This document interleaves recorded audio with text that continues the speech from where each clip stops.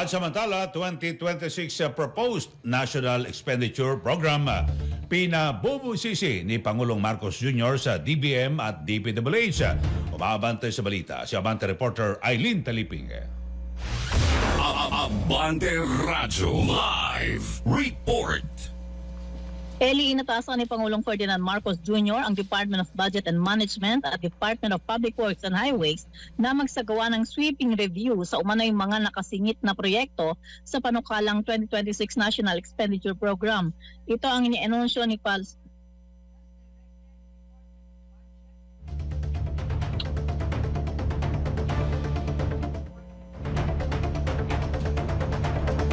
Aileen?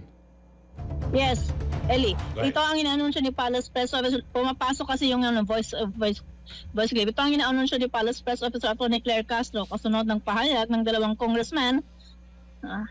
Sige, tuloy lang. Na may mga insertions sa sinumiting 2026 panukalang pambansang budget sa Kongreso.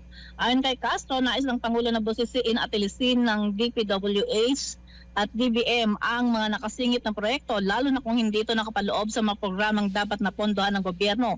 Binigyang diin-anya ng Pangulo na sa gagawing review ay dapat na ipatupad ang mamahalagang pagbabago na gagarantiya sa transparency at accountability at tamang paggamit sa pera ng taong bayan. Sinabi ni Castro na kailangang masiguro ng mga mahalagang proyekto ay mapakinabangan at mapagsilbihan ang kapakanan ng taong bayan. Ito si Aileen Taliping, Abante.